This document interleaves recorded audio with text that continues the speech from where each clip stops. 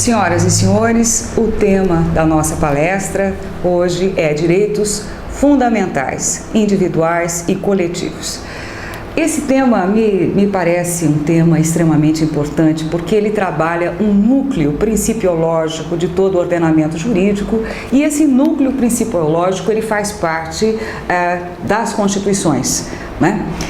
Mas antes da gente entrar propriamente nas gerações de direitos fundamentais, eu gostaria de estar fazendo uma distinção conceitual entre direitos fundamentais, liberdades públicas e direitos humanos, né? Tratando desse tema, desse núcleo principiológico da Constituição, nós temos, né, alguns conceitos que às vezes eles têm uma proximidade, às vezes há uma referência equivocada a respeito deles, e eu acho que vale a pena a gente estar tentando resgatar um pouco os conceitos com um pouco mais de pureza, né? O que seriam os direitos fundamentais que a gente estaria tratando aqui na palestra de hoje? Bom, por que direitos fundamentais? Direitos fundamentais significam o quê? Direitos essenciais. Essenciais a quê? Essenciais à vida, né? Mas que concepção de vida a gente estaria tratando, né? Vida no sentido da vida na UTI, uma sobrevivência pura e simplesmente? Não, né? Esses direitos fundamentais, na verdade, eles compõem um rol de direitos essenciais para a manutenção da vida com um plus a mais, que seria a vida com dignidade. Naturalmente, esses direitos vão compor um núcleo principiológico do ordenamento jurídico e das constituições, né? Significam aí temas essenciais das constituições. Mas e a nomenclatura direitos humanos? Será que direitos humanos e direitos fundamentais significam a mesma coisa? Será que há divergência? O que é que seriam direitos humanos? Um tema objeto de tanta polêmica, não é? Um tema tão, muitas vezes, maltratado pela mídia, de um modo geral. O que seriam direitos humanos, né? Ou seja, todo o direito, na verdade, é um direito feito pelo ser humano para regrar a vida do homem em sociedade, né? Agora, por que apenas um rol específico de direitos, né, é considerado e é chamado de direitos humanos? O que é que tem esses direitos de diferente em relação aos demais do ordenamento jurídico? Vejam, direitos humanos, assim como direitos fundamentais, também são considerados humanos porque tratam da vida e, novamente, da vida com um plus a mais, que é o plus da dignidade, né? E ainda um outro tema, né, uma outra denominação que também é utilizada de forma similar, liberdades públicas, né? Qual é o conceito de liberdades públicas? Liberdades públicas também tratam da vida com dignidade. Muito embora o termo liberdade significa apenas o direito de escolha, né? O direito de fazer ou não fazer, se não em virtude de lei, essa seria a liberdade estrito sensu. Esse termo liberdades públicas é utilizado também como sinônimo de direitos humanos e de direitos fundamentais.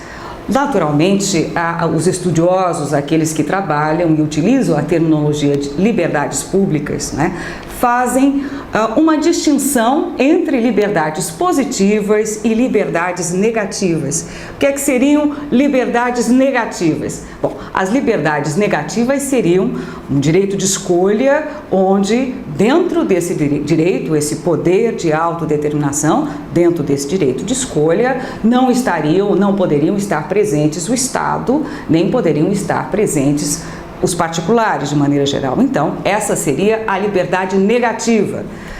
E, além disso, como apenas as liberdades não são ou não seriam suficientes para abarcar toda a vida com dignidade, aqueles que utilizam a terminologia liberdades públicas também entendem a existência das chamadas liberdades positivas. E essas liberdades positivas seriam aquelas liberdades que só se efetivariam com a presença do Estado. Então, vejam, nós teríamos essas três denominações, direitos fundamentais, direitos humanos e liberdades públicas. todas essas denominações tratando do mesmo objeto, ou seja, o direito à vida com dignidade. Quais seriam as distinções possíveis aí que poderiam ter relevância aqui para o nosso estudo, para o nosso bate-papo? Veja, quando eu falo em direitos humanos, na verdade eu estou tratando do direito à vida com dignidade de todos os seres humanos, independente do país de onde eles venham, independente do ordenamento jurídico ao qual ele pertence, né? Quando nós falamos de direitos fundamentais, na verdade esses direitos fundamentais significam aqueles direitos humanos que foram reconhecidos por um ordenamento jurídico e que estão fazendo parte do núcleo de uma Constituição. Essa terminologia direitos fundamentais geralmente é uma terminologia própria para os direitos positivados na Constituição. Aqueles direitos fundamentais, aqueles direitos humanos que foram reconhecidos por aquele ordenamento jurídico naquele país, naquela Constituição. E a terminologia liberdades públicas é uma terminologia de origem liberal, né? Utilizada pelos liberais, que também, junto com essas outras denominações, né, fazem parte aí desse cardápio de possibilidades que a gente teria para tratar e para designar esse tema aí da nossa palestra, né? Nós vamos preferir trabalhar com o termo direitos fundamentais, individuais e coletivos, né?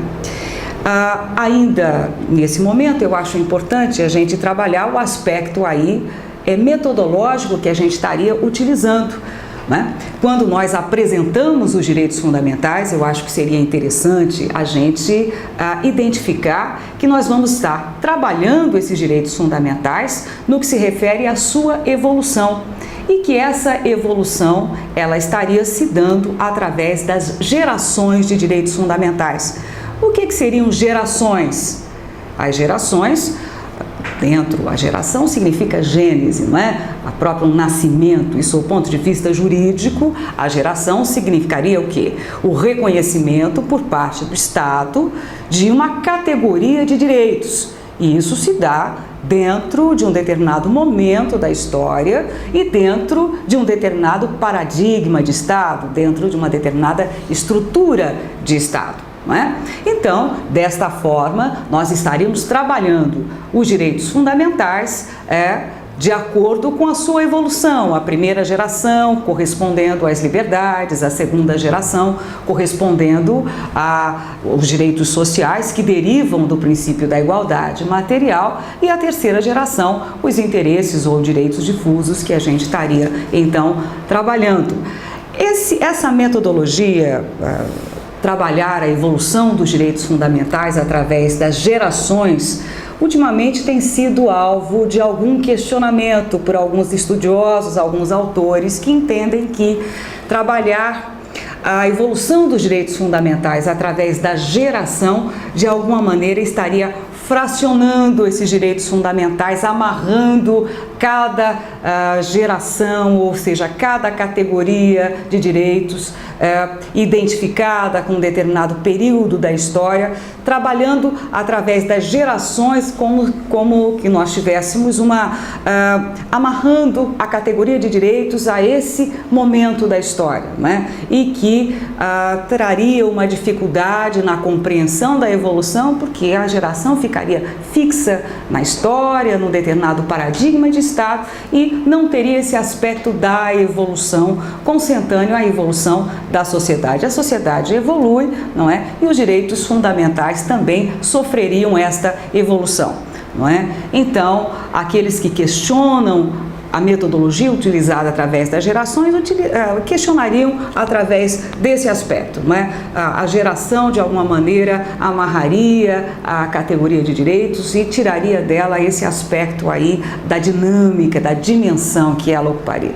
Eu, particularmente, gosto de trabalhar com as gerações de direitos fundamentais, sem naturalmente fracionar os direitos fundamentais na sua geração, sem fixar esses direitos fundamentais, tratando a gênese, o momento da história, onde esses direitos são reconhecidos, o determinado paradigma de Estado, onde esta categoria de direitos está inserida, mas também a sua evolução, inclusive chegando à Constituição atual, a maneira através da qual a Constituição trabalha e tutela esta geração de direitos fundamentais, ou seja, como nasce uma geração e qual é a evolução que ela sofre até chegar nos dias de hoje.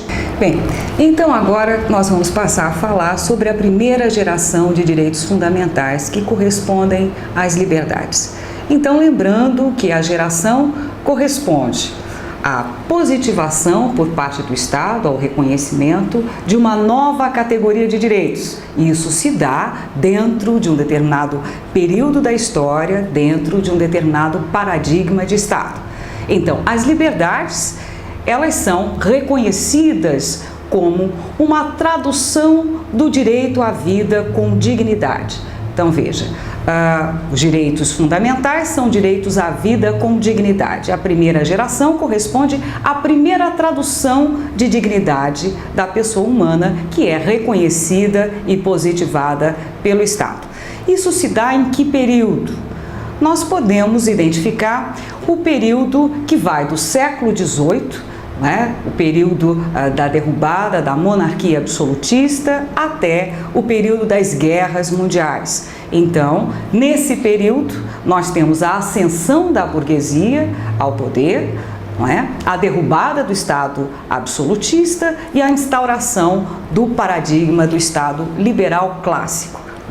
Antes de nós começarmos a tratar propriamente das liberdades e falarmos um pouco do Estado liberal clássico, é importante que a gente entenda o seguinte: a partir do século XVIII, nós tivemos as chamadas revoluções liberais, que significam uma ruptura com a monarquia absolutista, mas veja, embora a gente fale do paradigma do Estado liberal clássico que é instaurado, que é construído e positivado a partir daí, nós temos que fazer uma ressalva. Em cada país nós temos um Estado liberal clássico com características peculiares a esse país. Nós temos nos Estados Unidos a construção das 13 colônias americanas, nós temos uma outra história na Revolução Francesa, nós temos na Inglaterra também um outro processo histórico que se dá na luta dos súditos contra a coroa, mas vejam, nessas três possibilidades ou mais, porque as revoluções liberais elas vão se dando ao longo do planeta, cada país tem a sua história própria e acaba positivando e instituindo o seu Estado liberal clássico. Agora, quando a gente fala em Estado liberal clássico de maneira genérica, a gente está querendo abstrair aquelas diferenças que vão existir de país para país, do ponto de vista histórico, do ponto de vista da sua estrutura peculiar, e estamos querendo tirar aquilo que há de comum em todos esses procedimentos, em todas essas lutas, em todos esses modelos de Estado que são criados. Então, o Estado liberal clássico que nós vamos estar trabalhando seriam aí algumas características importantes que vão refletir no perfil da liberdade que vai ser reconhecida e positivada pelo Estado a partir de então. Uma pergunta que eu acho pertinente a ser levantada é: por que seriam as liberdades? Por que estariam correspondendo às liberdades a primeira geração de direitos fundamentais? Nós falamos na proteção da vida com dignidade e as liberdades seriam aí aqueles valores ou aquele valor que estaria dando dignidade ao ser humano naquele momento da história. Mas será que não existiriam outras necessidades também importantes a serem positivadas nesse momento da história, que também estariam diretamente ligadas à dignidade da pessoa humana? Como é que ficaria essa situação? É claro que nós teríamos outras necessidades, nós teríamos outras violências à dignidade da pessoa humana que precisariam ser objeto de tutela. Mas por que são as liberdades e apenas as liberdades aqueles valores que são reconhecidos como a primeira geração de direitos fundamentais? Então, para que a gente entenda por que não os direitos sociais, por que não a proteção do consumidor, por que as liberdades? Para que a gente entenda especificamente por que das liberdades, nós temos que entender o período histórico onde essas liberdades são construídas e positivadas. Na verdade, nós estamos partindo da construção do Estado liberal clássico, que vem como forma de romper com a monarquia absolutista, né? E a instauração do Estado moderno. Esse Estado liberal clássico, ele é baseado na Constituição, né? Antigamente, dentro do Estado absolutista, o monarca, ele concentrava nas suas mãos a função executiva, legislativa e a função também de solucionar conflitos. E quando o monarca legislava, ele legislava para os seus súditos, né? Já quando do advento da Constituição, que vem caracterizar a construção e a afirmação do Estado liberal clássico, dentro das Constituições, nós passamos a ter dois aspectos essenciais. O primeiro é o fato da Constituição ser destinada também aos governantes. Então, nós temos entre os temas essenciais das Constituições as regras para o poder do Estado, aquelas regras que vão estabelecer limites e competências dentro das quais o poder do Estado deve ser exercido, não é? E também os direitos fundamentais, que seriam os direitos necessários a garantir a vida com dignidade. Então, veja, dentro desse rol de direitos, dentro desses temas positivados pela Constituição, é que nós passamos a construir e a conceber o Estado liberal clássico. Então, compreendendo que nós temos esse Estado regrado por uma Constituição, cujos temas essenciais são, como já dissemos, regras para o poder do Estado e regras que vão tratar de direitos fundamentais. Regras aí entendidas sob o ponto de vista de normas constitucionais, não é? Entre essas normas teríamos os princípios, não é? E teríamos as regras estrito sensu. Numa tentativa de caracterizar o Estado liberal clássico, vamos lembrar daquela dicotomia trabalhada por Max Weber, que divide o Estado liberal clássico em duas esferas, a esfera pública e a esfera privada, mantendo a esfera pública e a esfera privada numa relação de total autonomia. O que é que estaria compondo a esfera pública? A esfera pública seria composta pelos representantes do povo, seria a esfera ocupada por esses representantes que teriam a função de formular e de fazer as escolhas políticas do Estado. E de outra parte, a esfera privada, que é que estaria compondo a esfera privada. Bem, na esfera privada, nós teríamos, basicamente, nos interessa agora, a fazer uma reflexão sobre dois conceitos que às vezes são objeto de alguns equívocos e que muitas vezes a Constituição também troca, não é? Veja, nós temos na esfera privada a esfera da sociedade, basicamente convivendo dois conceitos. O conceito de população e o conceito de cidadão ou de cidadania, né? Qual é o conceito de população? A população, ela significa pura e simplesmente a expressão numérica de um território. Então veja que no território nós temos um contingente humano, não é? E a população seria como se a gente estivesse tendo a oportunidade de tirar uma fotografia daquele território para fazer uma verificação de quantas pessoas estariam nesse território. E veja que população é tão somente isso, a expressão numérica de um território, sem a necessidade de que essas pessoas tivessem o ânimo de habitar esse território, de pertencer a esse território, de ter nascido lá, né? Na verdade, a população é a mera expressão numérica de um território. E aí a gente pode se lembrar do aspecto da população flutuante, pessoa que ora está no território e ora se retira, né?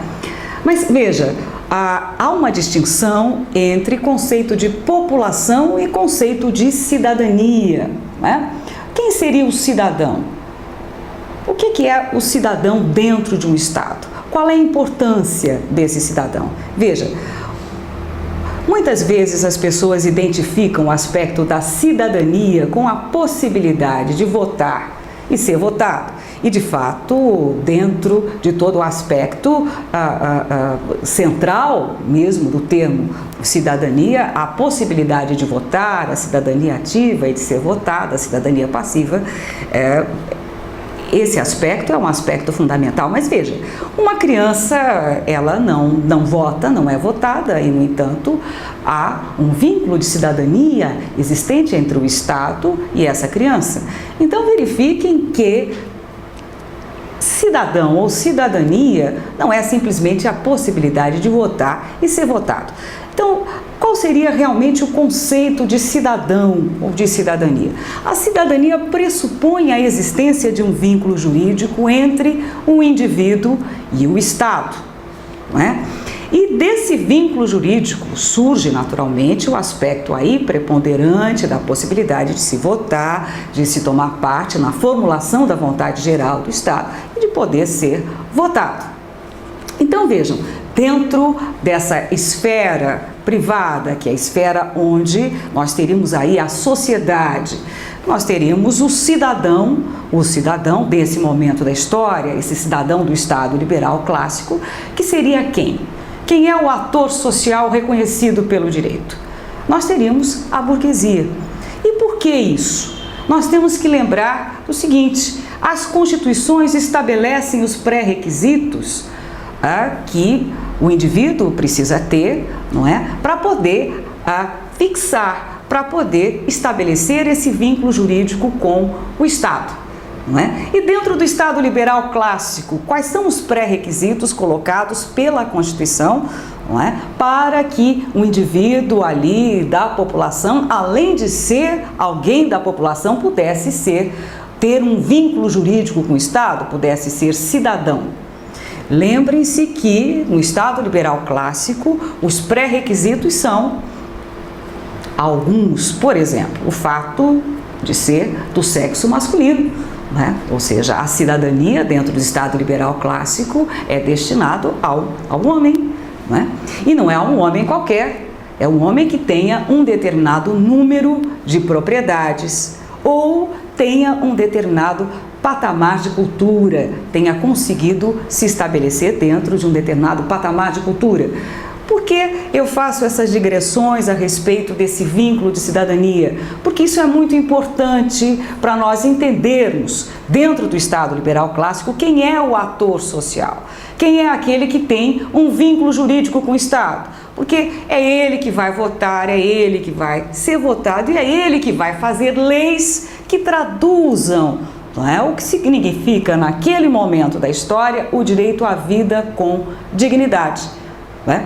Então, veja, por que as liberdades na primeira geração e não os direitos trabalhistas ou os direitos previdenciários? Por que as liberdades? Porque o ator social, aquele que tem um vínculo jurídico com o Estado, não é o burguês. E por que é o burguês? Porque, veja, para que se estabeleça o vínculo jurídico entre o indivíduo e o Estado, é preciso que esse indivíduo corresponda aos pré-requisitos da Constituição, que são determinado número de propriedades, ser do sexo masculino, ter um determinado patamar cultural, e aí fica fácil nós compreendermos a natureza e as características do Estado liberal clássico, né?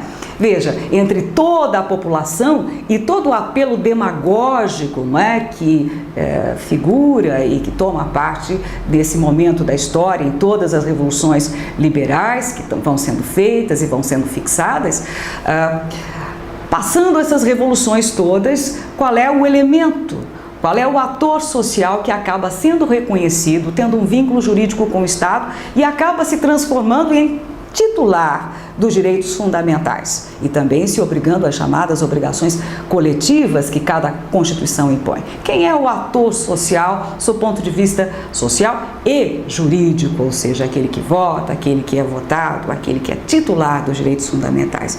É o segmento social burguês. E por quê? Porque ele foi triado, porque ele foi escolhido através do voto censitário.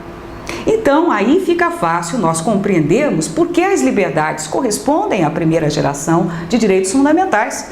Porque, veja, esse segmento social burguês foi ele que fez as revoluções liberais. Foi esse segmento social que depois a monarquia absolutista, e esse segmento social que vai dar a sua tradução dos direitos, dos valores que são necessários para a garantia da vida com dignidade.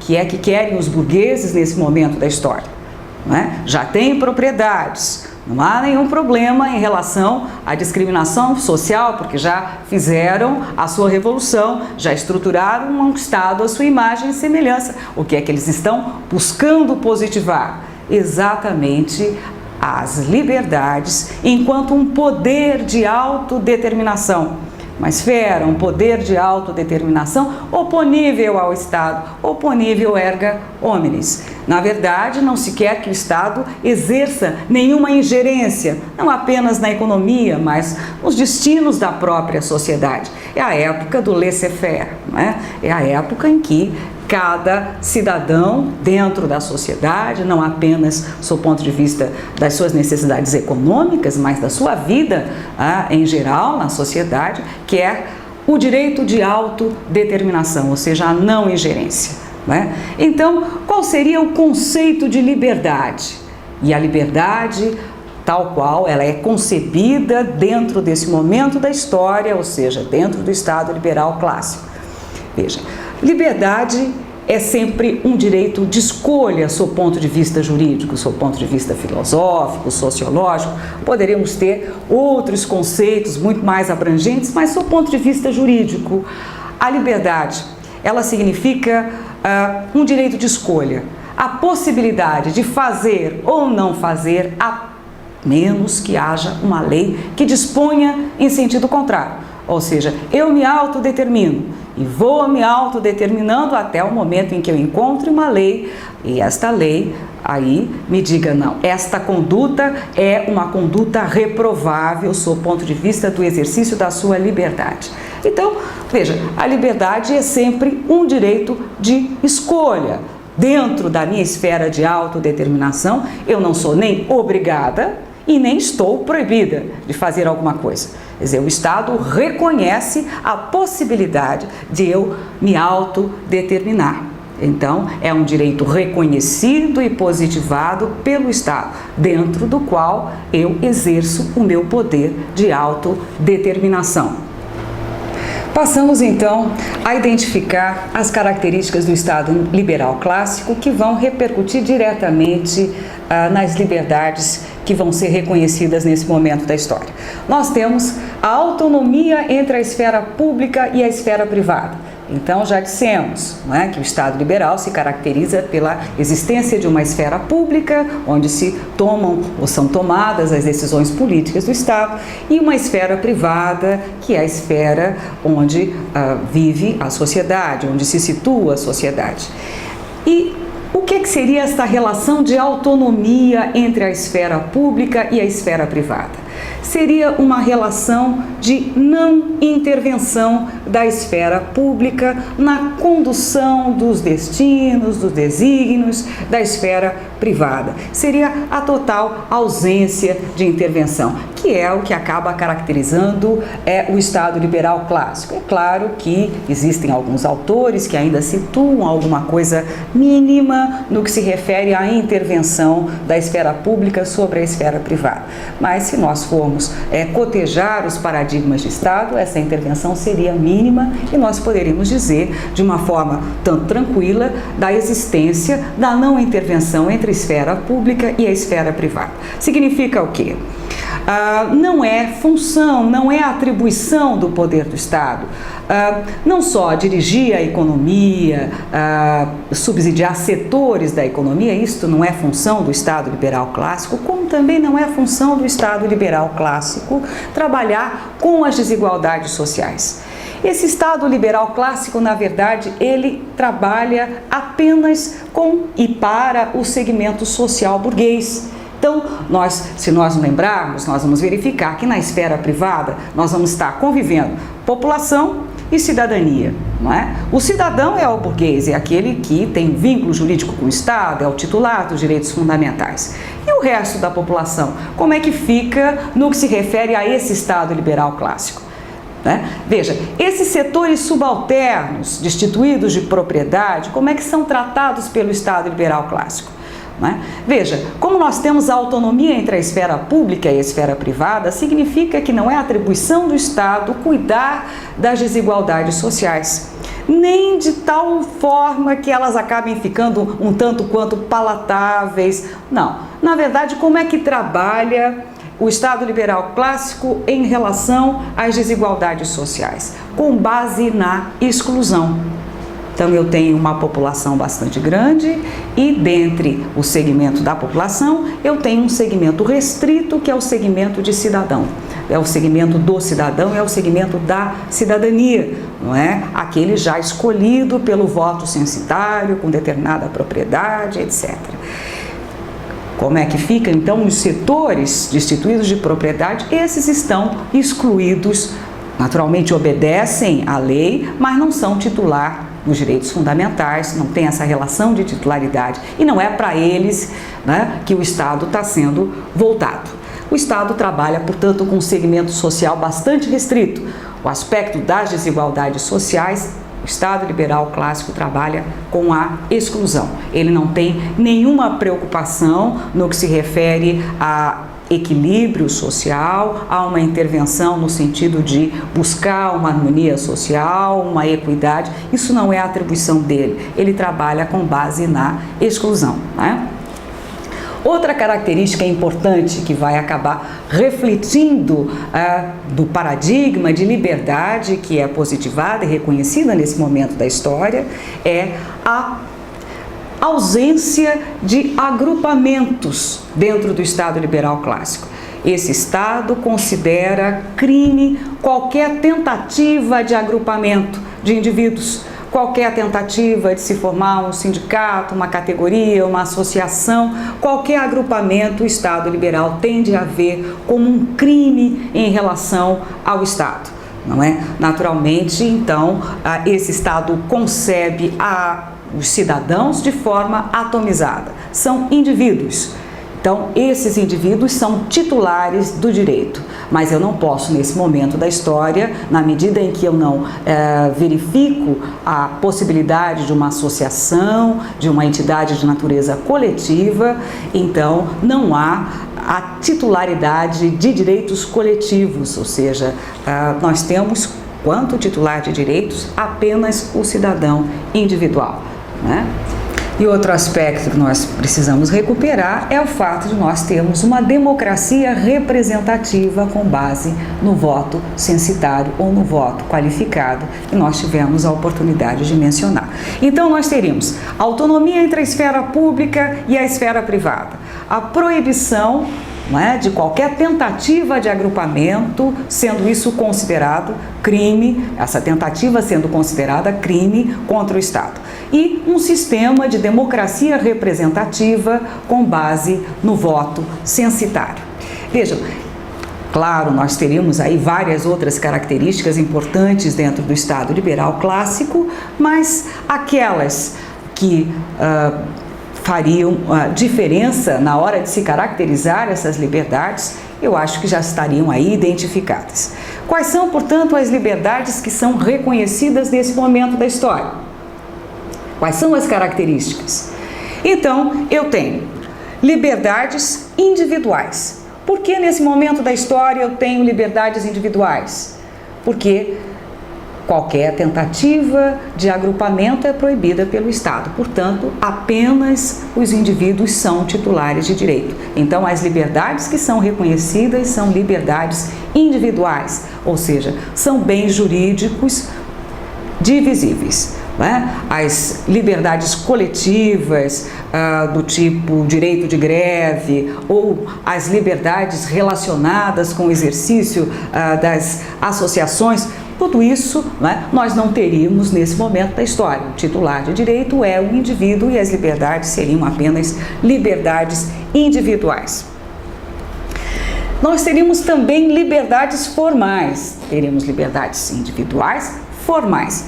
O que seriam liberdades formais? Seriam liberdades formalmente declaradas na lei. Se nós pensarmos bem, nós teríamos o Estado liberal clássico voltado a um segmento social só, que seria a burguesia. Então, na verdade, basta que ele coloque na lei todos têm o direito à liberdade, não é? Que a questão para aquele modelo de Estado estaria resolvida. Naturalmente, ele estaria trabalhando com setores ou segmento da sociedade onde as pessoas já teriam propriedade, já teriam direito de escolher, né, sem nenhuma intervenção do Estado. E as liberdades seriam ainda liberdades absolutas. O que é que seriam liberdades absolutas? Vejam, as liberdades absolutas são aquelas onde o titular pode absolutamente, não é, sem se submeter de forma nenhuma ao chamado poder de polícia, pode fruir da sua liberdade da maneira como quiser. Ou seja, dentro daquela esfera de liberdade protegida, reconhecida pelo Estado, a pessoa pode se autodeterminar plenamente.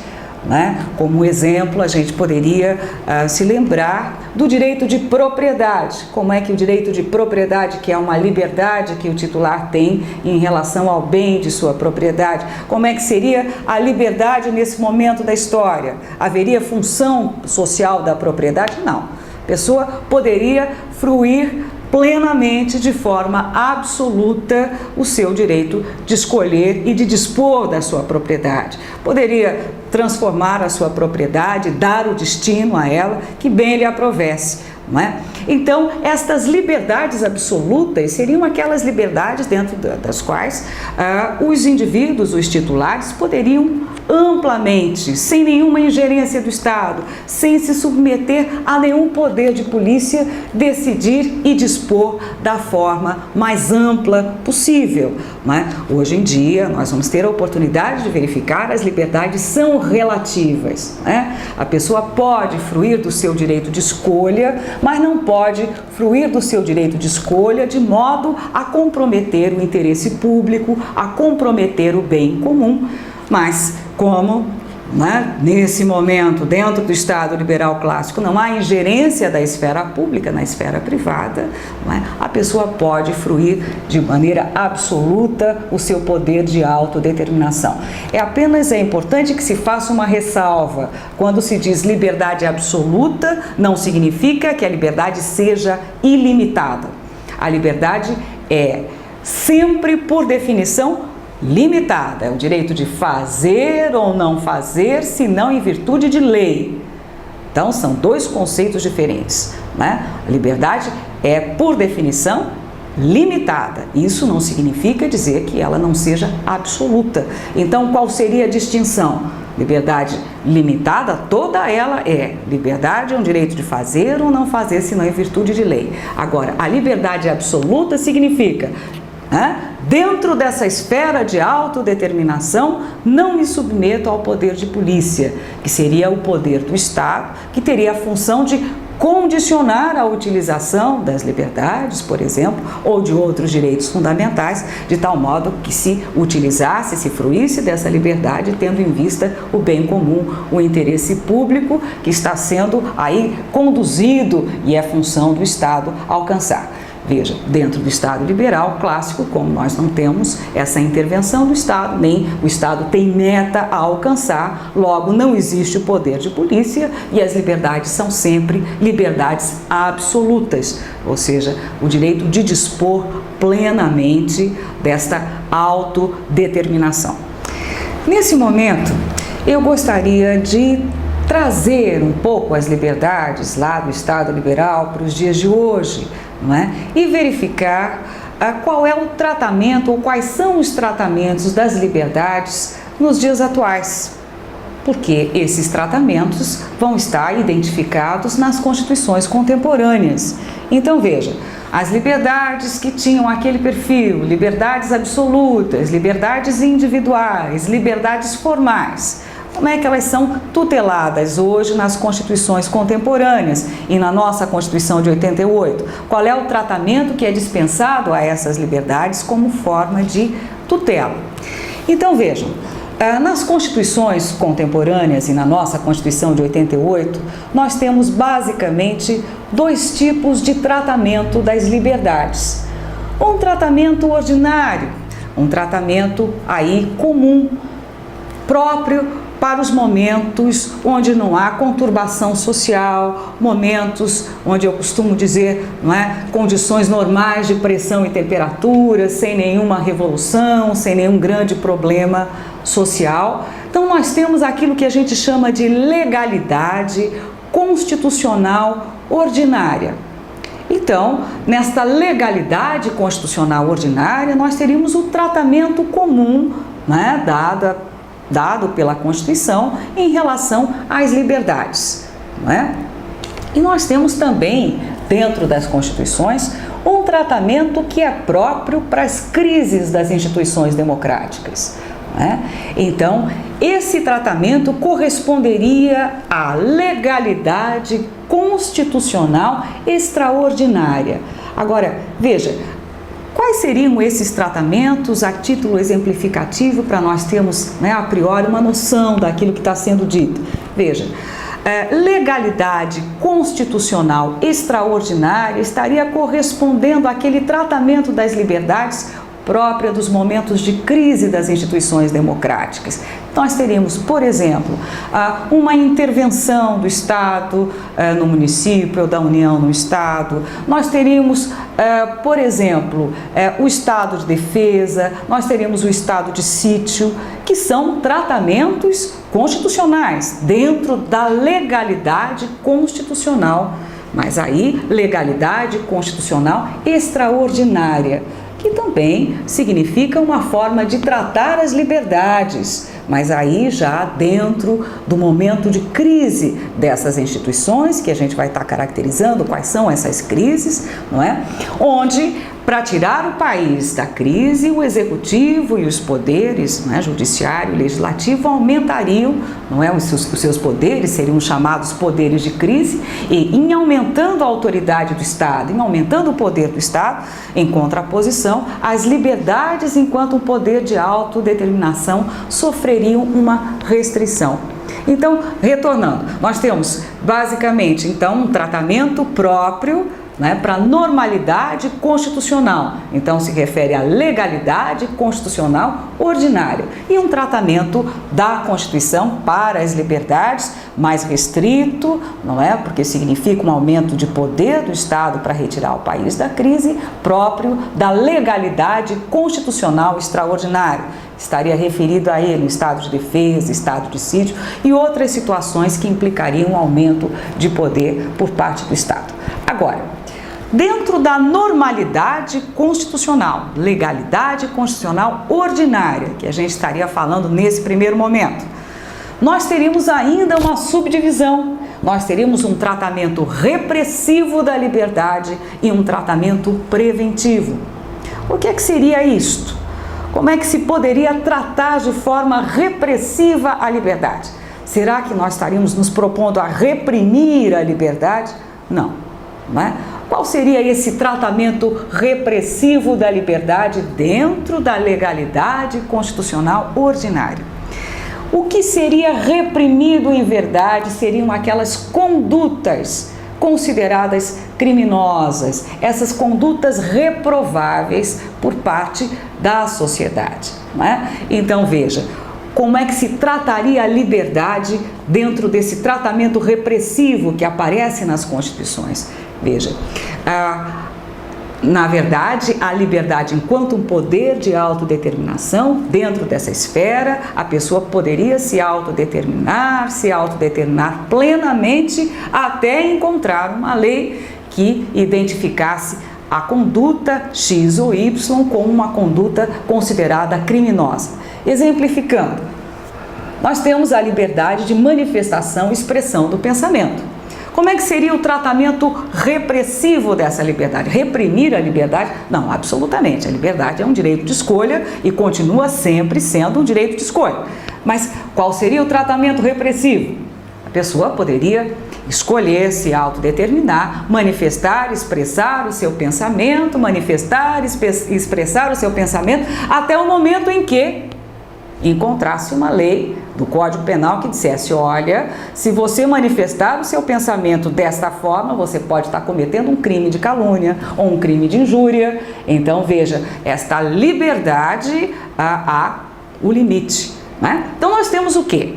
Dentro desse tratamento repressivo, nós teríamos o quê? A Constituição fixando o núcleo das liberdades, identificando liberdade de manifestação e expressão do pensamento, liberdade de ir e vir, não é? A liberdade de crença religiosa. Nós teríamos a Constituição identificando esse núcleo da liberdade e nós teríamos o Código Penal estabelecendo os limites, ou seja, as condutas tipificadas como criminosas que a pessoa poderia cometer no exercício dessa sua autodeterminação, né? Então, esse seria um tratamento repressivo. O que é que seria reprimido? Seriam reprimidas aquelas condutas consideradas criminosas e, portanto, reprováveis sob o ponto de vista social. Mas veja, a pessoa fruiria plenamente a sua liberdade sem nenhuma intromissão por parte do Estado, por parte de terceiros. Só seria objeto de repressão quando, no exercício da sua liberdade, ultrapassasse a fronteira e a barreira da lei, né? Agora, além do tratamento repressivo, nós teríamos um tratamento preventivo. Qual seria esse tratamento preventivo também estabelecido na tutela contemporânea das liberdades? Veja, a liberdade continua sendo poder de autodeterminação, que direcionaria o exercício da liberdade de modo a que essa liberdade fosse exercida de maneira compatível com o bem comum, com a finalidade do Estado. Quais os poderes estariam atuando no tratamento preventivo? Naturalmente, nós continuaríamos a ter a Constituição identificando o núcleo da liberdade, o tratamento aí do direito penal, estabelecendo os limites dessa liberdade, mas nós teríamos aí a presença do Executivo, né? Nós teríamos aí a administração pública através do poder de polícia, condicionando de maneira preventiva, ou seja, evitando que houvesse a má utilização da liberdade, que isso fosse comprometer o interesse público, fosse ocasionar delito. Nós teríamos, portanto, a administração atuando de forma preventiva para evitar problemas futuros na utilização da liberdade. O que é importante ficar claro é que esse tratamento repressivo e esse tratamento preventivo são tratamentos combinados. Não é? Não se pode imaginar uma sociedade contemporânea, imaginando que a sociedade seja fragmentada, sofisticada e complicada, que eu tutele a liberdade só através de um sistema repressivo, ou seja, reprimindo apenas as condutas lesivas, ou atuando só de maneira preventiva. Na verdade, eu preciso combinar esses dois tipos de tratamento. O que é interessante notar, contudo, é que um Estado contemporâneo, que tenha um corte mais liberal, ele tende a utilizar de uma forma mais pronunciada esse tratamento repressivo, não é? Mas liberal, dando um tratamento repressivo à liberdade, sim, dando um tratamento repressivo às condutas, né, no exercício da liberdade que sejam lesivas à sociedade, né? Mas por mais liberal que seja, um Estado não pode apenas utilizar o tratamento repressivo, reprimir apenas as condutas lesivas, vai ter que também utilizar-se do tratamento preventivo. Quais seriam os aspectos positivos do tratamento repressivo e do tratamento preventivo? Veja, no tratamento repressivo, quais seriam os aspectos positivos? veja, o indivíduo titular do direito de liberdade, né, já saberia de antemão qual é a liberdade fixada na Constituição e já saberia de antemão também quais os limites, quais são as condutas que ele não pode ter no exercício, no uso da sua liberdade. Agora, quais seriam os aspectos negativos desse tratamento único e exclusivamente repressivo? Vejam, a sociedade evolui, a violência também evolui. E veja, se nós tratássemos a liberdade apenas do ponto de vista repressivo, nós teríamos que ficar fazendo cada vez mais um número maior de leis penais, identificando cada conduta tipificada como violenta, como criminosa, e o que acabaria acontecendo, né? Nós teríamos um amesquinhamento, né? Uma redução desse núcleo de liberdade.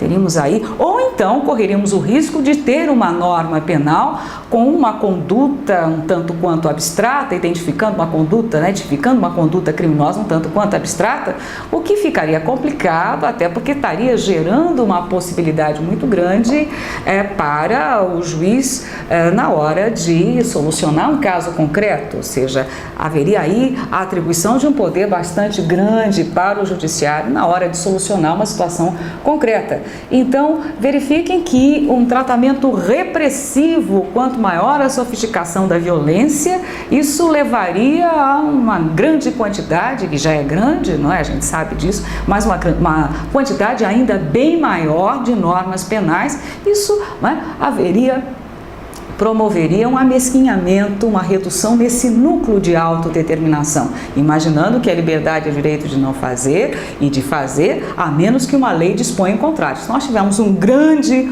número de leis identificando condutas aí lesivas e criminosas, resta muito pouco aí no que se refere à nossa autodeterminação, ao nosso direito de fazer ou não fazer.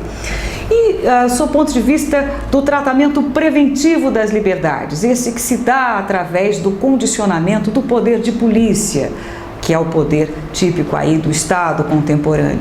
Veja, esse tratamento preventivo, o aspecto positivo, seria aquele de prevenir o mau uso da liberdade, não só no sentido de evitar delitos, como também no sentido de respeitar o interesse comum, o bem comum do povo, da sociedade.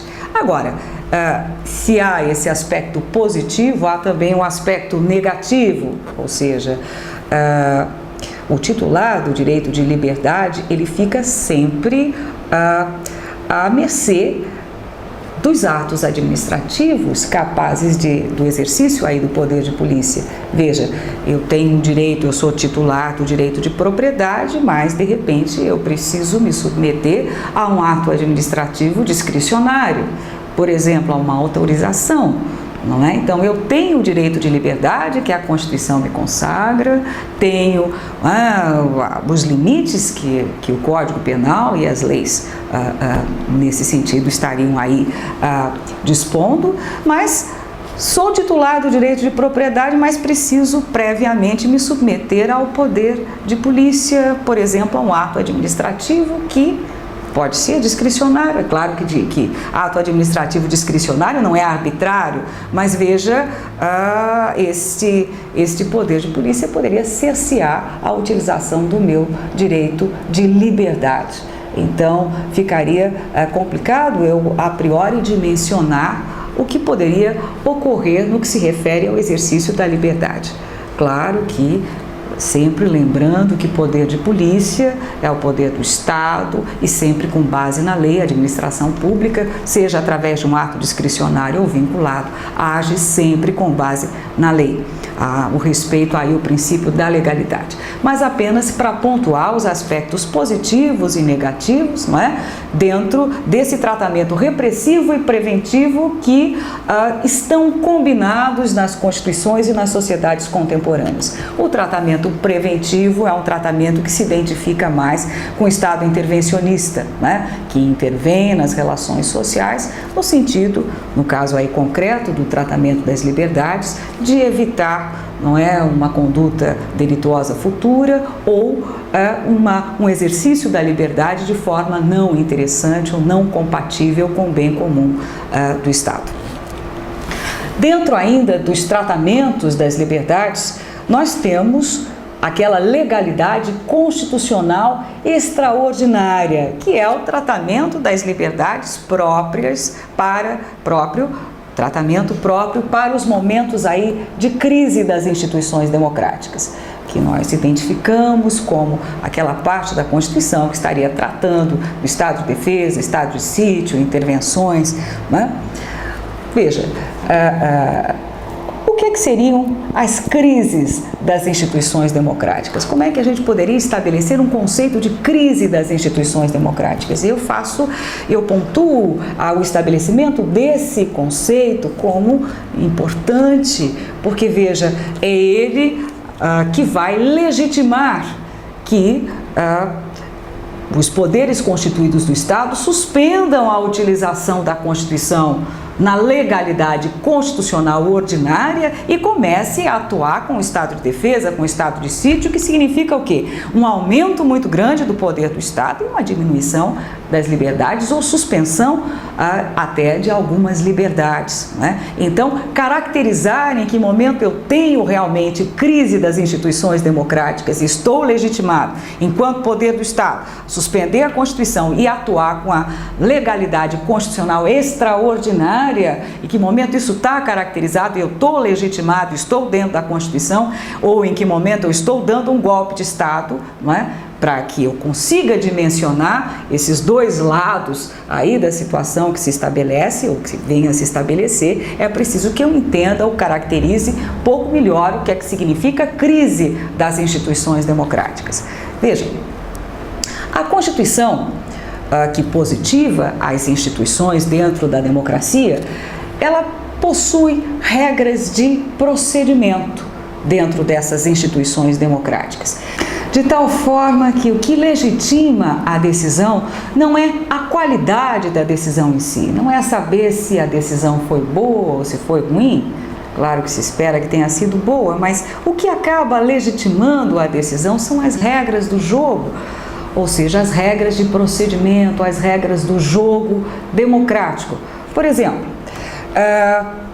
quando se tem um conflito e se vai para o judiciário, o que é que legitima a sentença do juiz? Será que é o fato de ser uma boa sentença, uma sentença ruim? Veja, o que é que faz com que eu obedeça essa sentença? Na verdade, é muito menos a natureza ou a qualidade da sentença, até porque uma sentença, se me desfavorecer, nunca, né, eu estarei satisfeita. Mas o que me faz com que eu obedeça a essa decisão, que torna essa decisão legítima, é justamente a obediência do devido processo legal, que são as regras do procedimento. Uma vez que foram obedecidos os procedimentos, não é, que houve a possibilidade, a publicidade daquilo que foi dito a meu respeito, o contraditório, a ampla defesa, é claro que o duplo grau de jurisdição, o juiz natural, é claro que eu tendo a aceitar esta decisão como sendo uma decisão legítima. Eu posso até não gostar, a decisão final pode até ter me desfavorecido, mas as regras de procedimento foram obedecidas e isso me faz legitimar a decisão. Eu posso, por outro lado, não gostar de um governante que tenha sido eleito, mas o que é que faz com que eu aceite esse governante e obedeça as normas, as decisões, as leis que forem objeto da sua deliberação, não é? O que me faz obedecer são justamente as regras de procedimento, ou seja, se o governante chegou ao poder através de uma eleição, de um sufrágio universal, onde não houve violação de urna, onde a Constituição e o Código Eleitoral foram cumpridos, foram respeitados, é claro que eu, mesmo não tendo votado no determinado candidato, eu o aceito como meu representante. E mais, não é? Se ele obedecer às regras de procedimento, por exemplo, do processo legislativo, o processo de elaboração das leis, eu vou aceitar essas leis, muito embora, muitas vezes, a minha opinião, a minha ideia de justiça não tenha sido contemplada, né? Bobbio, ele estabelece, numa das suas observações, que o pressuposto da democracia não é o consenso, né? E, na verdade, me parece que isso está claro. Quer dizer, o pressuposto da democracia, a democracia surge como alguma coisa importante, um valor importante a ser respeitado, né, em face de um dissenso. E se nós imaginarmos a sociedade contemporânea, esse dissenso varia de pessoa para pessoa, de grupos para grupos sociais, segmento para segmento social. Então nós não temos uma única ideia de justiça, nós não temos um único valor. Nós temos a sociedade, toda ela, conflitando em relação àquilo que é justo, em relação àquilo que é adequado. E como é que nós amarramos essas vontades todas, não é? Como é que nós respeitamos essas vontades todas e chegamos a uma decisão única, capaz de ser legitimada por todos, respeitada por todos? Quem segura, quem amarra, não é? Tudo isso são as regras de procedimento. São as regras de procedimento democrático, as regras de procedimento das instituições democráticas. Quando é que eu teria, portanto, caracterizado uma situação de crise das instituições democráticas? Quando um segmento social, pudesse ser majoritário ou minoritário, não importa, ou uma única pessoa, impusesse os seus valores para os demais da sociedade sem obediência às regras de procedimento, ainda que fossem até decisões interessantes do ponto de vista social. Mas uma vez desrespeitadas as regras de procedimento, essas decisões não se legitimam. Isso significa o quê? Há um grupo social impondo os seus valores sobre os demais sem obedecer às regras de procedimento. Então, nesse momento, não é? Eu caracterizo uma situação de crise das instituições democráticas. O que é que seria então? A ruptura, o desrespeito aos procedimentos, às regras do jogo estabelecidas na Constituição. A gente, quando senta para jogar um jogo, a gente aceita o resultado final desse jogo, uma vez que as regras foram pactuadas com antecedência e elas foram respeitadas, caso contrário, não se aceita a decisão do jogo, né? Então, nesse sentido, o aspecto das regras de procedimento são extremamente importantes para a manutenção da democracia e das instituições democráticas. Uma vez caracterizada a ruptura desse procedimento democrático, então, o governante estaria legitimado, não é? A suspender a legalidade constitucional ordinária, estaria tratando aí as liberdades, tutelando as liberdades, passando então a atuar com os poderes de crise, ou seja, aumentando a sua autoridade de poder constituído e, em contrapartida, quando eu aumento a autoridade, eu diminuo a liberdade enquanto um poder de autodeterminação das demais pessoas em sociedade, não é? Ainda capaz de legitimar a instauração de um estado de defesa, um estado de sítio, por exemplo, a legalidade constitucional extraordinária, nós teríamos que ter ainda como necessário o tempo. Não se pode, por exemplo, instituir um estado de defesa, um estado de sítio, sem um tempo determinado, que aí seria um golpe de Estado. Eu estou imaginando uma situação de ruptura das crises, né, uma situação de ruptura das instituições democráticas, mas não definitiva. E estou imaginando que eu vá aumentar o poder do Estado no sentido de retirar o país da crise e trazer o país para a normalidade. É claro que isso tem que ter uma expectativa de tempo, né? Então, o tempo tem que ser um tempo determinado, pré-determinado, ou pelo menos determinável, né? Sob pena de se caracterizar a decretação do estado de defesa e estado de sítio como um golpe de Estado. Outra questão também que é importante dentro da legalidade constitucional extraordinária é a presença dos três poderes.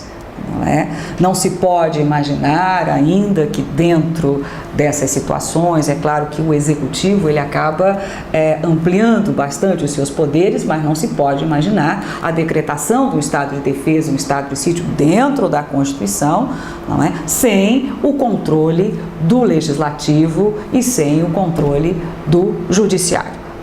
Se um estado de defesa, um estado de sítio com o legislativo fechado ou o judiciário sem possibilidade de oferecer controle, isso é golpe de Estado, não é legalidade constitucional extraordinária.